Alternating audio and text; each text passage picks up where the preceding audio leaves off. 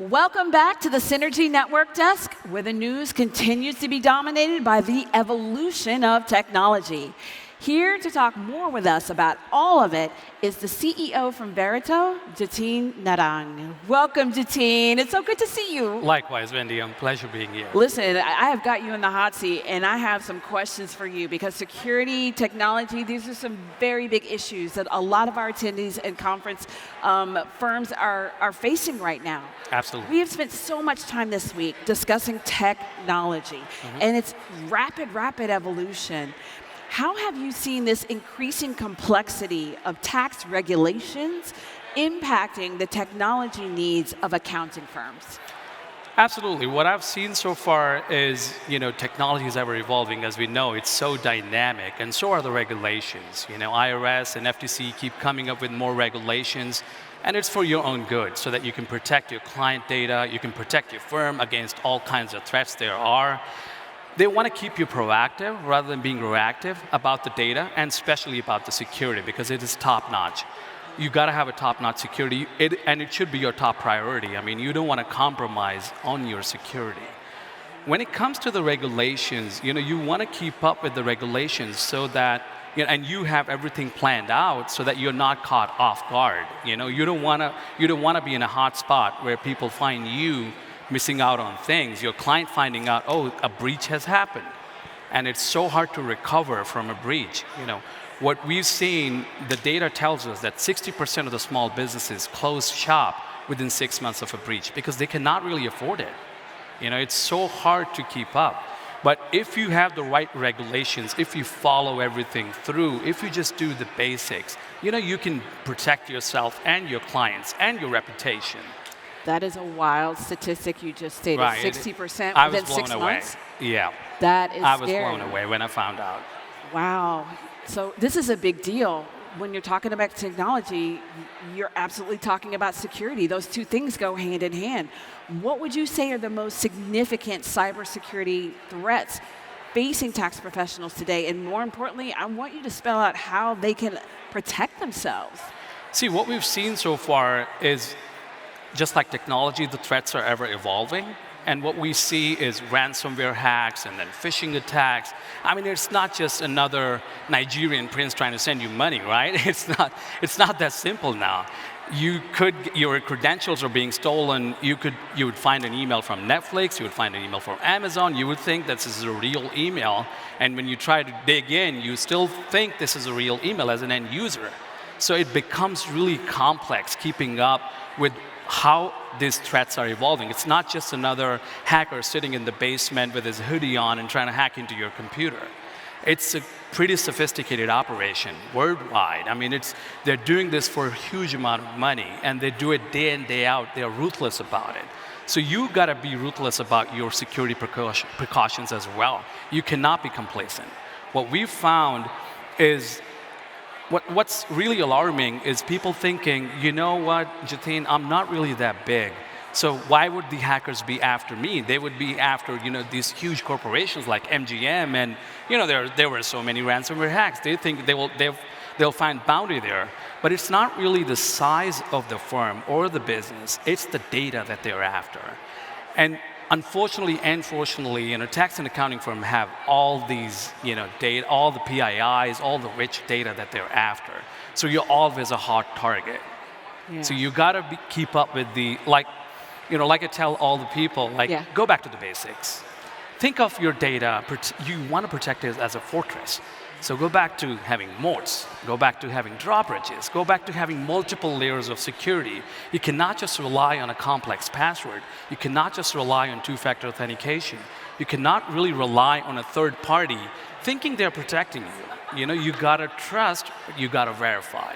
That's what I tell them. That's a powerful analogy. I like that castle, moat, drawbridge analogy because they will take advantage of a soft target, and you don't want to be that soft target. And right. Like you said, they're working full time at this. So we've got to be doing that as well in protection of your clients.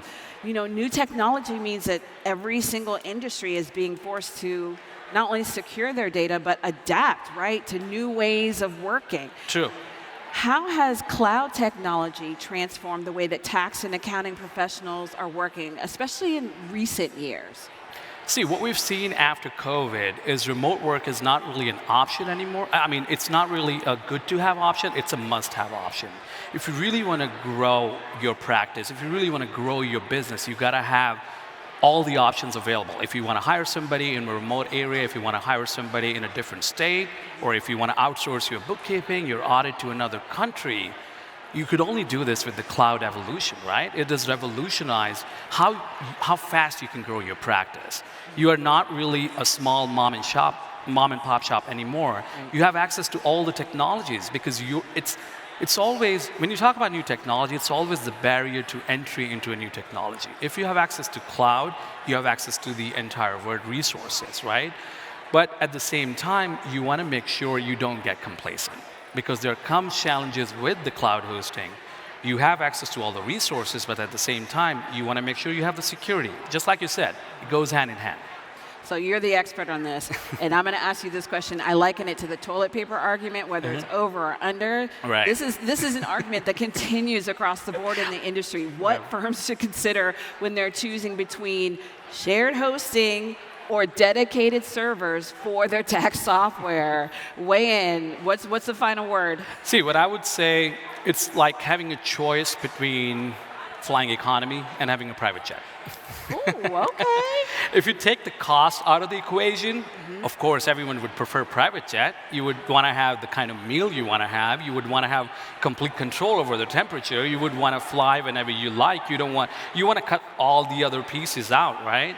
If given an option that dedicated server hosting is not as expensive as as people think it is compared to shared hosting, everyone would be and should be opting for dedicated hosting because there you have all the resources dedicated to your firm, so performance is guaranteed.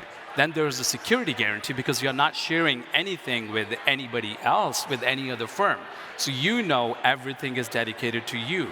And especially when it comes to tax season, when every minute of the hour matters, when everything matters, you want to have everything right away. So you got to have dedicated resources. You got to have that kind of predictability where you can rely on your server. You don't want to have last-minute hassles. You never know. Your firm had 4 users, but the other firm had 25 users. The IT company didn't plan ahead, and they thought because year-round they only had 6 users, so they planned for 10 users. But now all of a sudden you have 30 users logging in. So you are at their expense, and you're losing out on productive hours. So I would always recommend dedicated hosting. Jatin has spoken. The word is dedicated servers. Absolutely. We're going to close that loop, keep it tight, keep it bespoke. Yep. This is great advice. Well, what about the general shift? You touched on it earlier. Towards remote work. It's something that a lot of firms and employees are utilizing. How is that specifically affecting the IT needs and, more importantly, the security considerations of accounting firms? Yeah, exactly. Like I said earlier, with the evolution of cloud, you have access to a workforce around the world. You could hire anybody anywhere. But again, at the same time, it becomes vulnerable as well. Your data is accessible to the entire world. So you want to create, going back to the basics, you want to create multiple layers of security. You want to ensure if you have a remote employee that they should have the right credentials, and then they have multi-factor authentication, so you know only the intended person is actually logging in. And then it becomes a challenge because they have their own laptop. You don't know how old that laptop is. You don't know what kind of security they have on their laptop. And you as a firm are only as strong as your weakest link. So if that person is your weakest link, you're only as strong as them. So your data is exposed. What I always recommend, do your due diligence, take remote access of their computer, get a right IT firm like Verito on your side so that we can implement all the technology. You focus on your business, we focus on technology so that you continue to grow without having to worry about keeping up with the regulations and the security issues. Are you laptop agnostic, or do you have a preference? Myself, I prefer Mac, but I work with it. I just had to ask. Yeah, Right. but those are important. Those are important precautions that you point out, Right. and steps that people can Never take. be complacent. That's what I Yeah. would say. To make it easier and more seamless. That's always the goal. Mm-hmm. What would you say are the most common IT mistakes that you're seeing tax professionals making, and how can they avoid some of them? See, I've been in this industry for about a decade now. I mean, especially in the tax and accounting, but I've been a Microsoft certified engineer for over 16 years now. The trends are almost the same no matter where you go. But in this industry specifically, when you have this kind of data, you have PIIs and you have financial data of your clients, you have your social security information, you cannot be complacent. I would say never trust anybody who's saying that they would do something for you. Just verify everything. Go with the audit reports. What we've seen people being complacent, like I said earlier, a lot of firms think, I'm not really that big, so why would I be a target? Why do I need to spend on IT? Why do I need to spend on security when I'm just doing fine? And again, it's not a matter of if you would be attacked, it's a matter of when you would be attacked.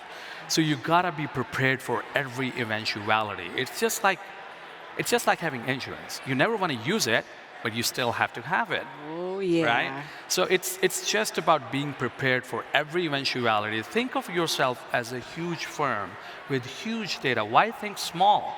Think yourself that you're big enough. I mean, even though it's just the data that they're after.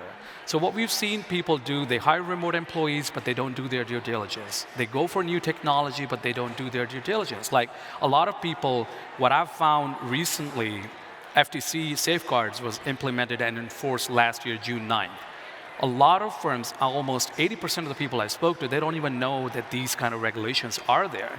And they don't know FTC could fine you up to $150,000 if you're not compliant. People don't even know that. Like there are FTC safeguards. People don't even know that there is a WISP requirement that you gotta have a written information security plan in order for you to renew your PTIN. A lot of people just check the box without even reading it. So I would say don't be complacent, keep up with the technology, keep up with the security, because you cannot have a compromise. Yeah, and that's not something you want to find out the hard way, because it can really unravel very quickly. Absolutely. So this is some sound advice. You know, we love partnering with Verito, and I love asking this question whenever I get someone here. You know, how has your partnership and collaboration with Thomson Reuters served your customers to create some efficiencies and streamline your workflows? I love this question as well, because see, we love Thomson Reuters clients. We love our partnership with Thomson Reuters, mainly because of the values that we align with. We don't compromise on security. We don't compromise on performance. The clients that use Thomson Reuters products, they don't compromise either. They don't want to settle for less. They don't want to settle with just okay service. They want the best-in-class security. They want the best-in-class performance. They want their software to feel the best. They want their security zero tolerance with the security compliance. I mean, with anything.